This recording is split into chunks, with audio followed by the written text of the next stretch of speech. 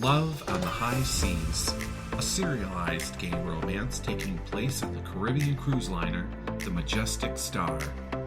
Follow along with me as I take everyone on an epic adventure with love, murder, and mystery. Penned by Ryland Mason, narrated by me, Brian Shepard.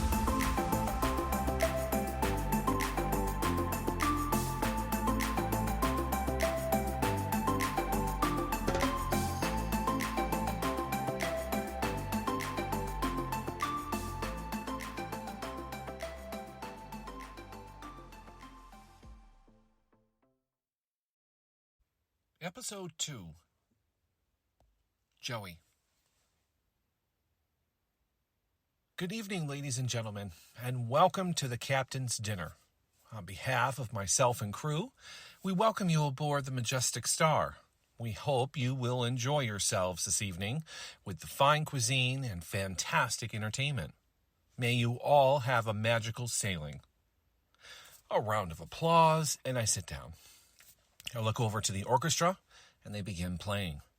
Waiters and waitresses start coming out of the kitchen doors to start taking orders. Meanwhile, pouring ice water and leaving fresh-baked rolls and butter. I was now sitting next to a stranger of sorts, a tall blonde with the bluest eyes I've ever seen. Justin must have noticed me looking at him. Captain Webb, I'd like to introduce you to my best friend, Chance Whitaker, Justin said, as a hand reached out and I shook back. Of course I noticed a smile, and I'm sure he was seeing mine. Joey, please. A pleasure, Mr. Whitaker, was all I could get out, considering our eyes were locked onto each other. Yet it was the waiter who interrupted us by asking Chance for his order. I took that opportunity to catch up with Jack and Christopher.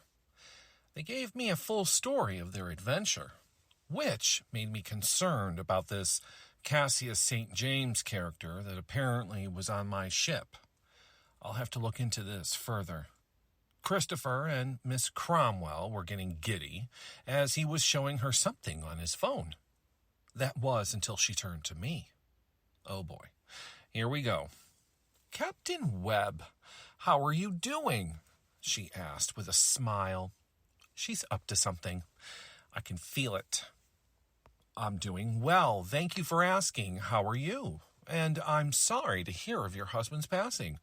He will be missed for sure. I believe it was this ship you both were on last.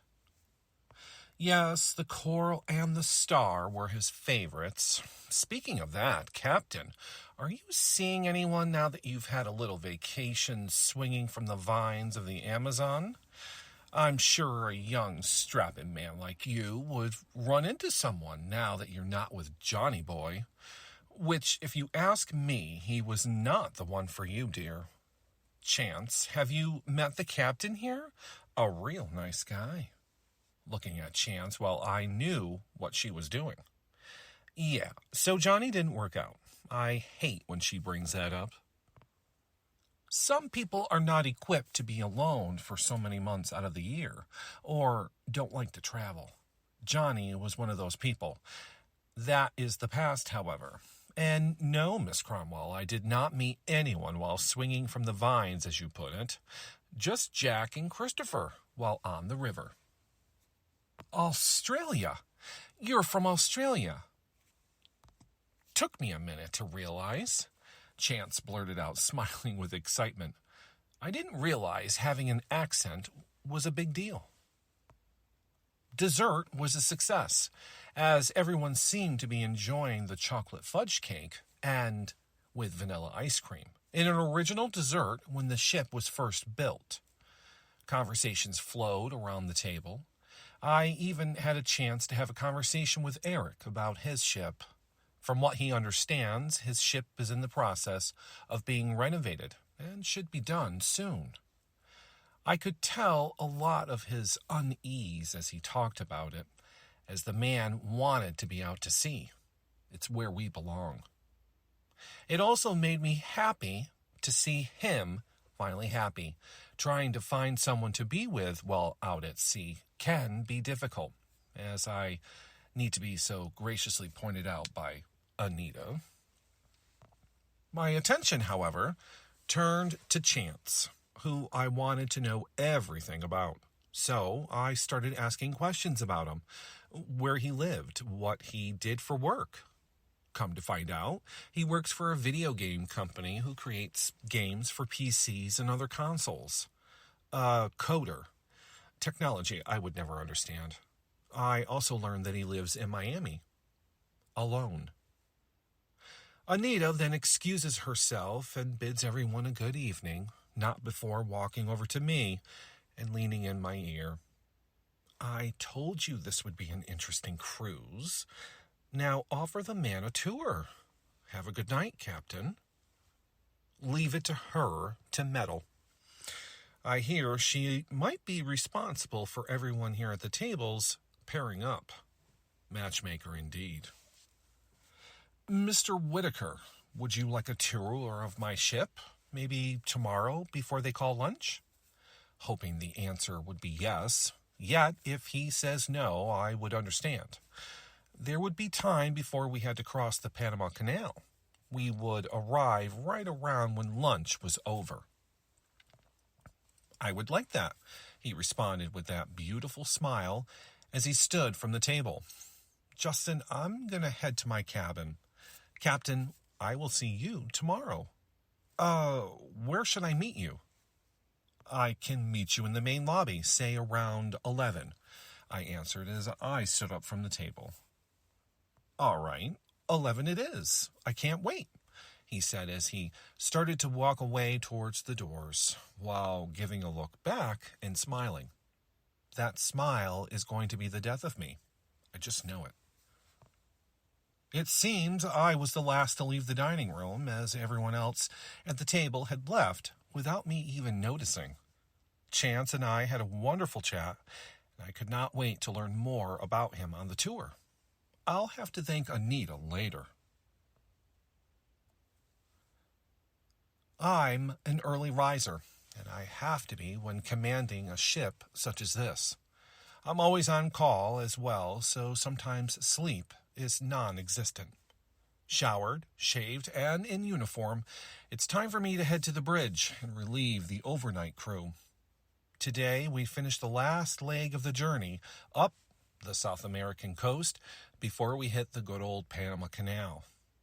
The Panama Canal is not always fun, easy, or quick.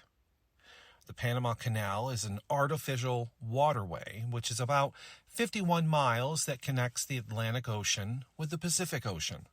It also divides North and South America. The canal is a godsend to most, if not all, shipping and trade companies, as it greatly reduces the amount of time for ships to travel between the two oceans, while avoiding the very long and hazardous Cape Horn and the Bering Strait.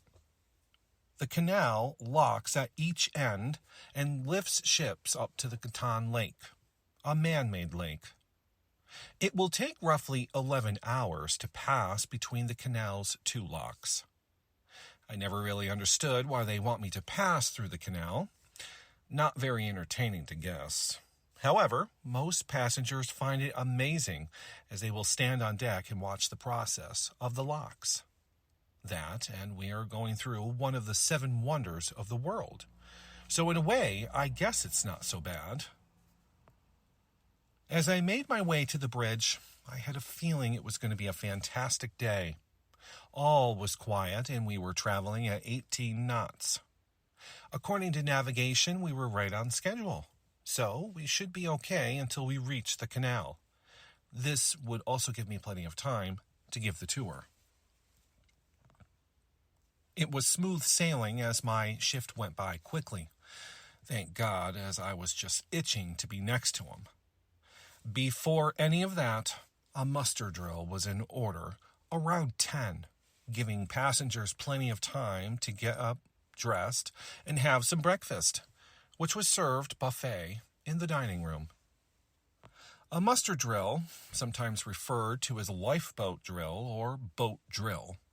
A muster drill prepares passengers for safe evacuation in the event of emergency on board the ship, and familiarizes the crew and passengers with escape routes. In a muster drill, the use of life vests and the escape routes from the ship are explained to the passengers, and all guests must remain silent during the drill so that everyone will be able to hear the safety announcements from me. To alert that the drill is in progress, a general emergency alarm is sounded, and I then explain what the passengers must do, what should be done before disembarking. I typically wait so the passengers can get a feel for the ship. I've noticed that it makes for a smooth drill. Well, here goes nothing. At that moment, I turned around and walked over to the back wall, which housed very important controls, such as fire, watertight doors, intercom system, and satellite phone. There's a cutout of the ship, and each deck had 6 lights, which were all white. Those were fire doors, white, open and no fire, and red for closed due to fire. The 5 green lights just at the water line were the watertight doors, green for open and red for closed. I hope to never see red, ever. Anyways, here we go. Good morning, ladies and gentlemen, and again, welcome aboard the Majestic Star. In 15 minutes' time, we will be conducting a mandatory passenger drill in compliance with the U.S. Coast Guard. All guests are to proceed to their muster stations once they hear the general alarm signal. Your muster station location is on the back of your key card, and staff will be available to assist you. All services aboard will be closed in order to facilitate the mandatory safety drill. Muster Station A is located Stardust Theater, Deck 7, forward.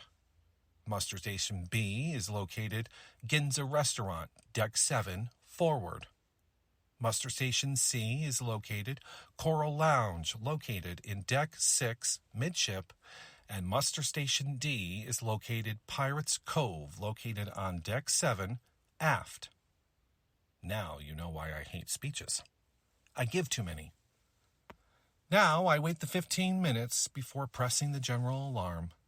Crew have already begun to get into position and are waiting. By this time, all restaurants, the casino, and shops are closed. Pool and tiki bar as well. I pressed the button and alarms and emergency lights came on. As I walked out of the bridge, I could see passengers making their way to their assigned muster station. Everything seemed to be going well. Drills usually only take about 30 minutes total. Each head is counted for each muster station. Passengers are then counted, making sure that all have been accounted for. Now that it is complete and I have been given the okay from Shillings, the alarm is cleared and passengers can go about the cruise. Now I can make my way to the main lobby and meet up with Chance for our tour. I told Officer Andrews I would be returning with a guest. I have a great crew, and Staff Captain Andrews has been with me for about 3 years. Walking into the main lobby was something else. In the lobby, it had a stained glass dome, a water feature that flowed from the top deck down, and coming down the stairs, next to it, was Chance.